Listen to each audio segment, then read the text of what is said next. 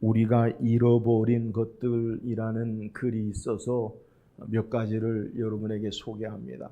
누가 쓰었는지 그건 작자는 미상인데 그 가운데 공감이 되는 몇 가지를 여러분에게 소개합니다. 건물은 높아졌지만 인격은 더 작아졌다.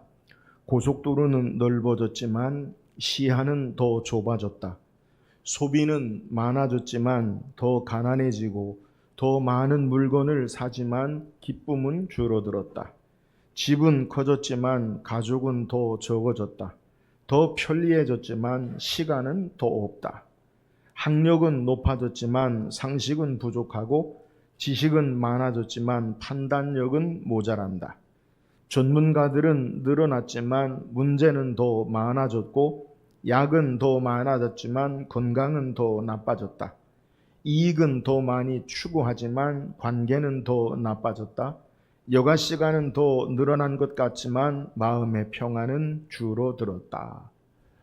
우리의 과학과 기술과 문명의 발전 가운데 우리에게 정말 소중하고 중요한 가치가 무엇인가를 잃어버리고 이 시대와 조류와 그리고 문명의 발달에 휩쓸려가는 모습이 아닌가 생각합니다. 우리가 정말 중요한 가치를 잃어버리고 살고 있지는 않는지 우리의 삶의 모습을 점검해 봐야 돼요. 신앙생활 가운데도 우리가 정말 신앙의 가장 중요한 가치를 잃어버린 모습이 있습니다. 초기 기독교 신앙인에게 가장 중요했던 신앙의 가치는 예수 그리스도의 다시 오심, 예수님의 강림을 소망하는 신앙입니다. 가장 중요한 가치였던 예수 그리스도의 다시 오심을 소망하는 신앙의 삶이 오늘 우리에게 잃어버리고 있지 않는지 우리는 우리의 신앙의 모습을 점검해 봐야 돼요. 신약 성경의 서신서를 통해 초대 기독교인들이 가장 중요한 신앙의 뼈대가 뭐냐? 예수 그리스도의 죽으심과 부활과 그리고 강림, 다시 오심의 신앙이었어요. 그런데 시간이 지남에 따라서 예수 그리스도에 대한 다시 오심, 강림의 소망을 잃어버리고 기독교가 현세의 축복과 부흥에만 집중하는 종교로 전락해버렸어요. 눈앞에 나타나는 우리의 삶의 여러 가지 문제로 말미암아 예수님의 강림은 멀리 있는 것 같고 우리와 관계없는 그러한 삶의 모습으로 오늘 나의 문제에만, 현실에만 초점을 맞추고 주님이 언제 오시든 안 오시든 상관이 없는 것 같은 삶의 모습이 우리에게 있다는 거예요. 이제는 예수 그리스도의 다시 오심에 대해서 잘 말하지 않아요. 강단에서도 예수님이 다시 오신다라는 것에 대해서 우리가 잘 선포하지 않고 주님이 언제 오실지 알 수도 없고 우리는 모른다라는 것 때문에 예수 그리스도와 재림 다시 오심에 상관없는 삶을 사는 것 같아요. 그러나 성경적인 바른 신앙은 성경은 분명하게 예수 그리스도의 다시 오심을 사모하며 신앙하는 것이 바른 그리스도인의 자세임을 우리에게 소개해. 부활하신 예수님이 사도행전 1장 8절에 오직 성령이 너희에게 임하시면 너희가 권능을 받고 예루살렘과 온 유대와 사마리아와 땅끝까지 이르러 내 증인이 되리라 하시니라. 예수님이 말씀하시고 하늘로 올라가시자 제자들이요 하늘만 쳐다보고 있어요. 또 무슨 일이 일어날까? 그때 흰옷 입은 두 사람이 그들 곁에 서서 말하기를 사도행전 1장 11절에 이르되 갈릴리 사람들아 어찌하여 서서 하늘을 쳐다보느냐? 너희 가운데서 하늘로 올려지시니 예수는 하늘로 가심을 본 그대로 오시리라 하였느니라 라고 말씀하고 계세요. 성경의 가장 마지막 책이 요한계시록 22장이에요. 20절 그리고 21절이 마지막인데 그 마지막 성경이 우리에게 성경을 통해 우리에게 소망하고 말씀하기 전하는 메시지가 뭐냐? 계시록 22장 20절에 이것들을 증언하시니가 이르시되 내가 진실로 속히 오리라 하시거늘 아멘 주 예수여 오시옵소서. 여러분 성경의 마지막 21절은 그리스도의 은혜와 평강이 너에게 있을지 축복하는 거고요. 마지막 메시지가 뭐냐? 아멘 주 예수여 오시옵소서. 여러분 이게 아람어로 마란아다. 우리가 마라나타라고 하죠. 아람어로 마람아다라는 그러한 의미예요. 초대교회 성도들의 인사는 바로 이 계시록 마지막 성경의 말씀을 따라 마람아다, 마라나타였어요. 예수님이 다시 오시기를 간절히 소망하는 것, 그것이 기독교 신앙의 중심이요 핵심인 것을 우리에게 소개해요. 예수님이 다시 오시는 재림의 소망은 모든 그리스도인이 가져야 할 분명한 소망이 돼야 돼요. 일반적인 우리들의 시각으로 예수님이 성경에 주 1세기 94년에서 100년 사이 계시록 반모섬에 요한이 기록한 예수님이 다시 오신다라는 약속의 말씀이 지금 2000년이 시간이 지나도 오시지 않는 것으로 우리의 마음이 주님의 다시 오심의 소망이 희석되어지는 것 같아요. 그래서 주님이 언제 오시느냐라는 것에 대해서 이제는 잊어버리고 살아요. 그러나 하나님의 시각은 오늘 우리가 읽은 베드로 사도가 베드로후서 3장 8절에 소개하기를 사랑하는 자들아 주께는 하루가 1000년 같고 1000년이 하루 같은 이 한 가지를 잊지 말라라고 말씀하고 계세요. 하나님의 시각은 우리의 시간과 시각의 개념과 달라요. 주께는 하루가 1000년 같고 1000년이 하루 같다. 1000년을 하루 같은 삶으로 일하신 하나님이요, 하루를 1000년의 삶으로 인간의 삶의 모습 가운데 일하시는 하나님의 전능하심을 우리에게 소개하는 거예요. 그러므로 우리는 하나님의 시각으로 주님이 우리에게 다시 오신다라는 약속의 말씀을 따라 주님의 강림, 재림의 소망 가운데 오늘도 살아야 한다라는 거예요. 그렇다면 오늘 우리는 주님의 다시 오심, 주님의 강림을 바라보고 신앙하는 모습이 무엇이 되어야 합니까? 우리는 기독교 역사 가운데 많은 이단들이 주님의 다시 오심에 대한 여러 가지 일들을 행하는 것을 경험했어요. 저 개인적으로도 이단 사이비 단체들이 주님이 다시 오심을 증거하고 준비하는 것을 보았어요. 제 기억으로 1992년 10월 28일 12시 다미 선교회 이장님 목사가 세상에 종말이 온다, 마지막이다 라고 날짜를 정해놓고요. 그리고 주님이 강림을 준비했어요. 제가 전도사로 사역하는 교회에서 약 700m 떨어진 곳에 이 다미 선교 교회가 있었어요. 제 기억으로는 1992년 10월 28일 금요일이었어요. 우리는 금요 철야 예배를, 그때는 12시 넘어서까지 예배를 드렸으니까요. 기도회를 하고 운행을 하기 위해서 그 지역을 지나가는데 여전히 그들은 함께 있어요. 여러분, 제가 경험한 바로는 10월 28일 오후 시간이 되어지자 흰옷을 입은 사람들이 남자, 여자, 어린아이들, 젊은이들, 청년들이요 다 그 교회로 들어가요. 몇 달 전부터 주님의 재림을 기다리기 위해서 직장을 그만두고 사업을 그만두고 학교를 나가지 않고 그곳에 모여서 예배하는 거예요. 마지막인데 무슨 의미가 있냐는 거예요. 주님이 오시는데 뭘 하겠느냐. 그래서 그들이 다 모여서요 찬양하고 예배하고 기도하고 주님 오시옵소서, 주님을 기다립니다 라고 그렇게 열광적으로 그들이 예배했어요. 철야 예배가 끝나고 운행하면 지나가는데 12시가 넘었어요. 시간이 지났어요. 주님 오시지 않았어요. 여러분, 예수님의 다시 오심을 사모하며 신앙하는 모습이 무엇입니까? 이들처럼 모든 일을 그만두고 기도하고 찬송하고 예배하는 것만 해야 하는 것, 그것이 주님의 재림을 기다리는 신앙입니까? 우리의 일상의 삶이 중단되고 주님을 기다리는 것이 바른 주의 날을 사모하는 신앙입니까? 그러지 않아요.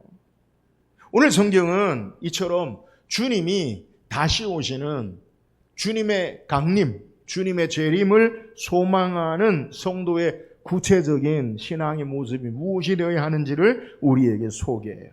오늘 말씀을 통해 우리가 참되게 바르게 가져야 할 주님이 다시 오심의 재림의 소망 가운데 신앙하는 오늘 우리의 현실의 삶이 무엇인지 묵상하고 바르게 주의 강림, 주의 재림을 소망하며 신앙하는 저와 여러분 되기를 주의 이름으로 축원합니다.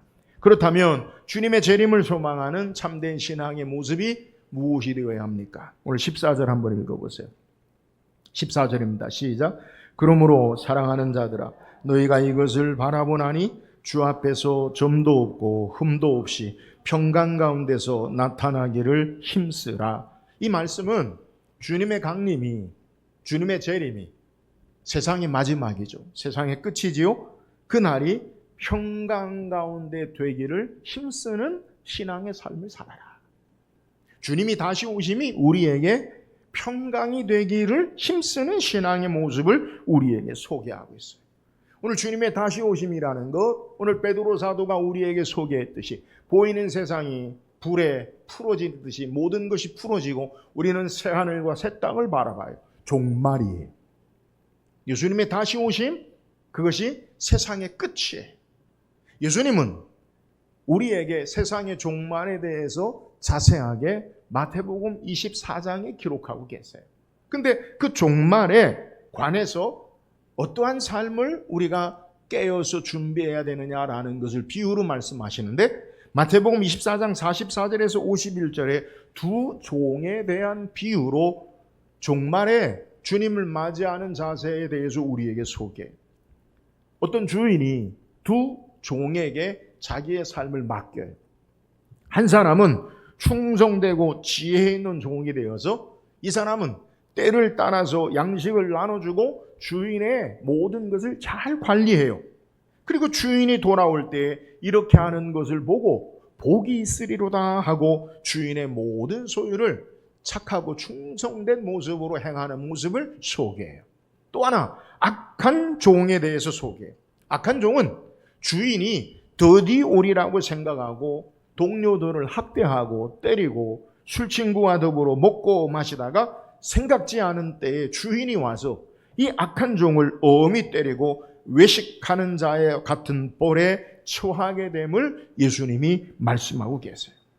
두 종 가운데 충성되고 지혜 있는 종은 주인이 오는 것이 복이 되고 칭찬과 영광을 얻게 돼요.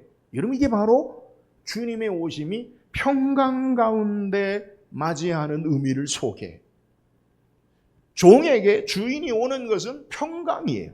그러나 악한 종, 아무 일도 하지 않고 자기 마음대로 자기 하고 싶은 대로 방탕하게 사는 삶의 모습의 악한 종은 그 종은 주인의 오심이 그에게 심판이 되어지고 화가 되고 저주가 되어짐을 우리에게 소개하는 거예요.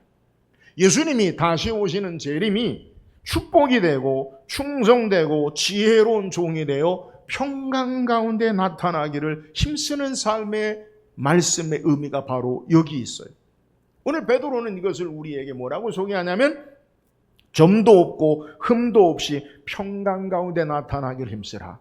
이 점도 없고 흠도 없도라는 그러한 표현은 구약의 제사장들이 하나님 앞에 제사하기 위해 제물을 가지고 왔을 때 제사장들이 그 제물을 하나님께 드릴 만한, 받으실 만한 합당한 것인지 검사하는 모습 가운데 쓰는 용어예요.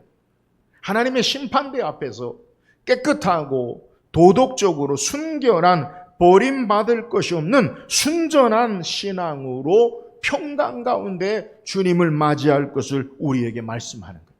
자, 두 종의 비유나 오늘 베드로 사도가 우리에게 제사장이 제물을 점도 없고 흠도 없는 검사하는 것에 공통점이 있어요.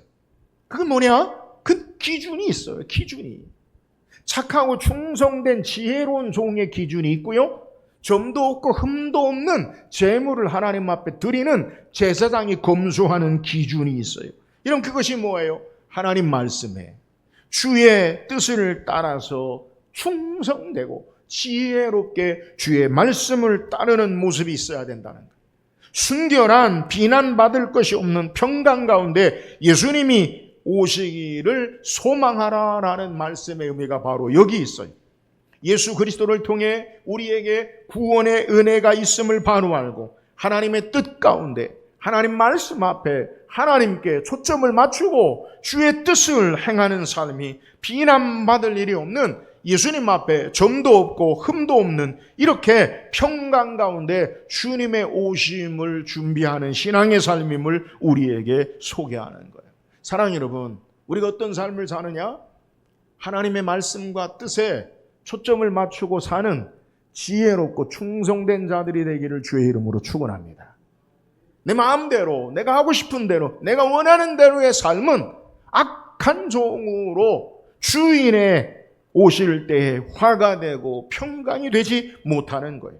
주님의 다시 오심을 신앙하는 삶은 내 기준이나 내 눈에 보이는 내가 주인 되어지는 삶을 살지 아니하고 하나님의 뜻, 하나님의 기준, 하나님의 말씀에 하나님 보시기에 점도 없고 흠도 없는 삶에 우리의 초점을 맞추고 사는 삶이라는 것을 우리에게 소개하는 거예요.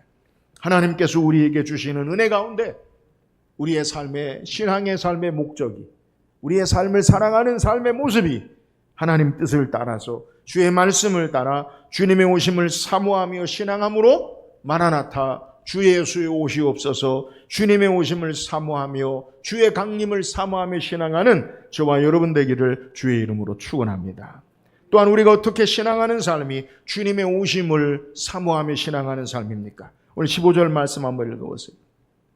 15절입니다. 시작. 또 우리 주의 오래 참으심이 구원이 될 줄로 여기라. 우리가 사랑하는 형제 바울도 그 받은 지혜대로 너희에게 이같이 썼고, 예수님이 다시 오시리라 약속한 재림의 강림의 소망에 관해서 믿지 않는 자들은 1세기에도 어떻게 조롱하느냐? 야, 예수님이 언제 오시느냐?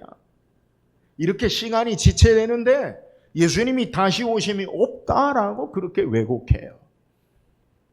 오늘 기독교 2000년 역사 가운데서도 우리의 삶의 모습 가운데도 주님이 다시 오신다라는 것을 잊어버리고 살아요. 야, 지금까지 안 오셨는데 언제 오시느냐? 우리는 시간에 우리의 삶에 주어진 삶의 모습 가운데 막연하게 우리와 상관이 없는 것처럼 생각한다는 것. 베드로 사도는 이것을 이렇게 말하는 자들에게 뭐라고 이야기하느냐? 베드로서 3장 9절에 보니까 주의 약속은 어떤 이들이 더디다고 생각하는 것이 더딘 것이 아니라 오직 주께서는 너희를 대하여 오래 참으사 아무도 멸망하지 아니하고 다 회개하기에 이르시기를 원하시느니라. 예수님께서 왜 곧 다시 오시겠다라고 말씀하시면서 왜 더디 오시느냐? 그 이유가 뭐냐는 거예요. 그 이유를 우리에게 베드로 사도는 예수님이, 하나님이 너희를 대하여 오래 참으사 아무도 멸망하지 아니하고 다 회개하기에 이르기를 원하기 때문이다라고 말씀하고 계시는 거예요. 하나님의 구원의 역사를 위해서 더디 오시는 것임을 말씀하는 거예요. 주님의 더디 오심은 하나님의 인애와 오래 참으심의 사랑을 우리에게 소개해요. 왜 우리에게 은혜를, 왜 우리에게 인애를, 왜 우리에게 오래 참으심을 베푸십니까? 구원을 주시기 위한 것임을 우리에게 소개하는 거예요. 하나님의 오래 참으심, 주님의 다시 오심이 더디 이루어지는 것은 주님의 구원을 베푸시기 위한 은혜의 기회를 우리에게 주시는 거예요. 이것을 바울도 동일하게, 오늘 본문이 베드로 사도가 말한 대로 바울도 동일하게 우리에게 소개하기를 로마서 11장 25절에 형제들아 너희가 스스로 지혜 있다면서 이 신비를 모르기를 내가 원하지 아니하노니 이 신비는 이방인의 충만한 수가 들어오기까지 이스라엘이 더러우는 우둔하게 된 것이라 라고 말씀하고 있어요. 이방인이든 유대인이든 충만한 수, 여러분 한없이 하나님이 기다리지 않으세요. 충만한 수 구원에 들어오기까지 오래 참으시고 회개하기 원하심으로 예수님이 당장 급히 오지 아니하시고 우리에게 오래 참으시는 모습을 소개하는 거예요. 결국 주님의 더디 오심, 아직 왜 주님이 오시지 않느냐라고 우리가 질문할 때 오늘 성경은 우리에게 그 이유는 바로 우리의 구원을 위해서임을 말씀하는 거예요. 주님의 강림에 참된 소망 가운데 사는 신앙의 모습이 무엇입니까? 예수님께서 이 땅에 다시 오실 때 그날이 심판과 저주의 날이 되지 않도록 앞서 소개한 평강의 날이 되기 위해서 힘써야 되고, 또한 구원의 날이 되도록 믿지 않는 자에게 구원의 복음을 전하는 삶을 살아야 함을 우리에게 소개하는 거예요. 예수님의 더디 오심은 바로 당신의 구원을 위해, 우리의 구원을 위한 이름을 증거해야 된다라는 거예요. 사랑하는 여러분, 예수님이 왜 더디 오십니까? 심판주로 멸망의 자리에 우리가 이르지 아니하고 하나님의 구원의 기회를 주시기 위함임을 우리에게 소개해요. 앞서 소개한 마태복음 24장에 예수님이 세상의 마지막 때에서 말씀하실 때 그 마지막, 그러면 언제 주님이 오시느냐? 성경이 우리에게 분명히 소개할 때 이 천국 복음이 모든 민족에게 증언되기 위하여 온 세상에 전파되어야 하리니 그제야 끝이 오리라. 온 세상에 주의 복음이 전파되어지고 온 세상에 하나님의 구원받은 충만한 수가 되어질 때 세상의 끝이 오는 것을 우리에게 소개하는 거예요. 그러므로 오늘 우리에게 주님이 다시 오시는 세상의 마지막, 주님의 강림이 지금 당장 오지 않는 것, 그것은요 우리에게 은혜의 기회예요. 우리가 살아가는 것, 호흡하는 것, 그것이 주께서 우리에게 오래 참으심의 은혜로 우리의 구원을 위해 주시는 시간이라는 것. 주께로 돌아갈 회개의 기회요, 하나님 나라의 상급을 쌓는 기회임을 우리는 알아야 돼요. 그러므로 우리는 이 땅에 주님의 다시 오심을 위해 어떤 삶을 살아야 하느냐? 우리와 우리의 모든 삶에 구원의 역사를 위해 우리의 삶이 살아야 돼요. 아직 주님을 알지 못하는 자에게 구원의 기회로 복음 전하고, 이미 예수 믿고 신앙하는 저와 여러분들이 하늘의 영광의 상급을 얻는 기회로 삼아야 돼요. 여러분, 시간은, 삶은 기회예요. 지나간 시간은 다시 오지 않아요. 오늘 우리의 이 순간이 다시 되어지지 않아요. 우리는 날마다 해가 뜨고 해가 지고 달이 뜨고 달이 지는 것처럼 날마다 같은 삶으로 착각하는데, 아니에요. 시간은 흘러버리고 우리의 삶이 다시 오지 않아요. 오늘 지금이 우리에게 은혜의 기회예요. 보라, 지금은 구원받을 만한 때요, 은혜의 때로다. 주께서 우리에게 말씀하세요. 사랑하는 여러분, 기회 있을 때에, 여러분 우리의 삶을 통해 복음 전하고, 기회 있을 때에 주께로 회개하고, 기회 있을 때에 하나님의 영광을 위한 삶을, 하나님 나라의 상급을 쌓는 삶을 삶으로 주님의 다시 오심을 참되게 기다리며 소망하며 힘쓰는 저와 여러분이 되기를 주의 이름으로 축원합니다. 또한 우리가 어떻게 주님의 다시 오심을 소망하며 신앙하는 삶을 삽니까? 오늘 18절 읽어보세요. 18절입니다. 시작. 은혜와 그를 아는 지식에서 자라가라. 영광이 이제와 영원한 날까지 그에게 있을지어다. 오직 다른 게 없어요. 우리 주 곧 구주 예수 그리스도의 은혜와, 예수 그리스도의 은혜 안에, 그리고 그를 아는 지식에서 자라가라.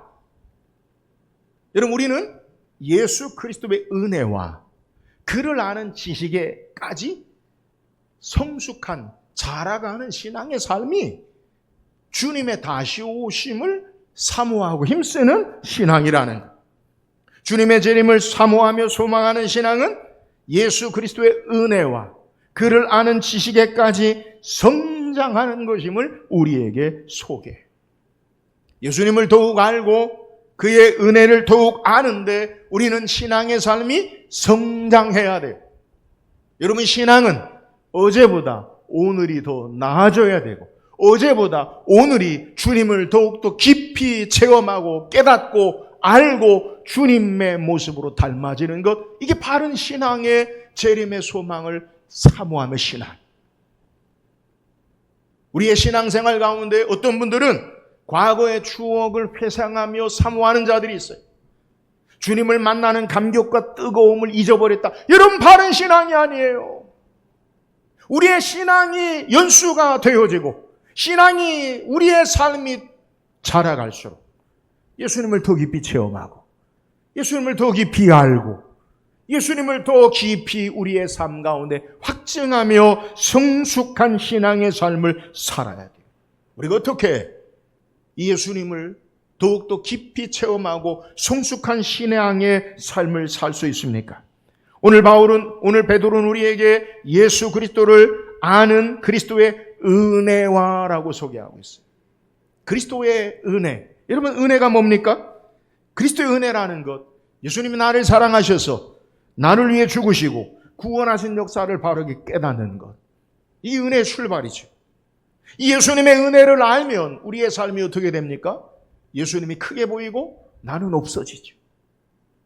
은혜를 알면 예수 그리스도가 나에게 베푸신 크신 은혜와 능력과 사랑하심을 알면 주 앞에 나는 아니요, 나는 아무것도 아니요, 나는 부인하고 예수 그리스도가 존귀되어지고 크게 보여진다는 거예요. 여러분, 제자의 삶의 모습이 뭐예요? 아무든지 나를 따르려거든 자기를 부인하고, 여러분 예수님을 바르게 알면 자기를 부정하고 내가 아니요 예수님으로 사는 자가 되는 거예요. 그래서 베드로는 예수 그리스도를 만났을 때 누가복음 5장 8절에 소개하기를 시몬 베드로가 이를 보고 예수의 무릎 아래 엎드려 이르되 주여 나를 떠나소서 나는 죄인이로소이다. 주 앞에 자기를 부정. 주님이 누구신지를 알면 그의 전능하심, 그의 구원의 은혜와 능력의 사랑하심의 역사 앞에 자기가 부정되어지고 예수 그리스도를 통해 자신을 바르게 바라보는 자가 돼요. 예수 앞에서 나를 바라보면 사람들과 비교해서 내가 누구인지, 내가 가진 소유나 직업이 나아가 내가 누구인지를 결정하는 것이 아니라 예수 그리스도의 십자가 앞에서 나를 참되게 맞닥뜨리고 바라보게 되는 거예요. 주님의 전능하심 앞에 아무것도 아닌 아브라함의 고백처럼 먼지와 재 같은 인생을 바라보게 되는 거예요. 주님의 십자가 앞에서 나를 바라보는 참된 은혜가 뭡니까? 내 안에 선을 행한 능력이나 공로나 의가 없음을 깨닫고 나로 살지 아니하고 오직 주님 의지하고 사는 자로 변하는 삶. 생각의, 마음의 가치가 달라져요. 그래서 바울은 디모데전서 1장 13절 15절에 내가 전에는 비방자요 박해자요 폭행자였으나 도리어 긍휼을 입은 것은 내가 믿지 아니할 때 알지 못하고 행하였습니다. 우리 주의 은혜가 그리스도 예수 안에 있는 믿음과 사랑과 함께 넘치도록 풍성하였도다. 믿보다 모든 사람이 받을 만한 이 말이요 그리스도 예수께서 죄인을 구원하시려고 세상에 임하셨다 하였도다. 죄인 중에 내가 괴순이라. 여러분, 은혜를 알고 자신을 바르게 바라볼 때 하나님 앞에 내가 어떤 자임을, 죄인인 것을 깨닫고 이제는 내가 내 안에 내게 소망이 없음을 깨닫고 예수님을 의지하고 예수님을 배우고 예수님을 알고 예수님으로 살고 예수님에게로 자라가는 신앙의 삶이 되어짐을 우리에게 소개해. 예수 그리스도 외에는 우리 인생의 삶이 헛된 것임을 깨닫고 가장 존귀한 삶이 예수 그리스도를 향한 삶임을 우리가 깨닫는 것. 인생의 목표가 바뀌어요. 우리의 가치가 전환돼요. 세상이 나를 유익하게 하고 나를 높이려는 삶에서 예수님을 가장 존귀히 여기고 예수님을 높이는 삶을 살게 되는 거예요. 여러분, 신앙의 참된 신앙의 모습의 첫 번째는 생각이 바뀌어요. 가치가 바뀌어요. 내가 무엇을 귀하게 여기고 중요하게 여기고 그것을 위해 사느냐의 삶이 세상이 아니라 예수 그리스도로 변화되어지는 삶을 사는 거예요. 여전히 예수 믿고 구원받은 하나님 백성으로 땅의 것을 바라보고 땅의 가치와 삶을 산다면 여러분, 바른 신앙의 삶을 사는 게 아니에요. 주님의 재림에 다시 오심에 소망 가운데 사는 삶이 아니에요. 이 땅에 나의 가장 귀한 것이 땅의 것이 아니라 하나님 나라가 되어지고 그 나라를 바라보고 신앙하며 예수 그리스도가 우리에게 가장 존귀되어지는 삶을 사는 거예요. 바울은 예수 그리스도를 알고 삶의 가치가 달라짐을 우리에게 고백해요. 빌립보서 3장 7절 8절에 그러나 무엇이든지 내게 유익하다는 것을 내가 그리스도를 위하여 다 해로 여길 뿐더러 모든 것을 해로 여김은 내 주 그리스도 예수를 아는 지식이 가장 고상하기 때문이라. 내가 그를 위하여 모든 것을 잃어버리고 배설물로 여김은 그리스도를 얻고. 바울은 세상의 모든 것을 잃어버려도 그리스도를 얻는 것이 가장 귀한 것임을 우리에게 소개해. 여러분은 그리스도를 얻기 위해서 세상의 모든 것을 잃어버립니까? 아니면 세상의 모든 것을 얻기 위하여 그리스도를 잃어버리고 삽니까? 여러분, 참된 하나님 나라의 재림의 주님의 다시 오심의 소망의 삶을 사는 자는 주님이 예수 그리스도를 향한 삶의 모습이 가장 귀한 것임을 알고 신앙하는 삶을 살아야 돼. 그래서 이 주님을 알고 이 주님을 의지하고 이 주님을 본받고 주님의 모습에까지 자라가는 삶이 되는 거예요. 주님이 다시 오심을 소망하는 삶 가운데 바른 신앙의 모습은 은혜를 알고 이제 예수님을 아는 지식에까지 자라가는 신앙이 돼야 돼요. 주님의 다시 오심을 사모하며 신앙하는 삶은 날마다 주의 모습으로 지어져 가는 거예요. 주의 모습으로 닮아지는 게 뭡니까? 성령의 열매를 따라 사랑과 일합과 평과 오래 참음과 자비의 양성과 온유와 절제의 삶의 모습. 우리의 삶의 인격이 날마다 주의 모습으로 닮아져가는 삶의 모습이 주님의 다시 오심을 소망하며 사는 삶의 모습이 되어야 되는 거예요.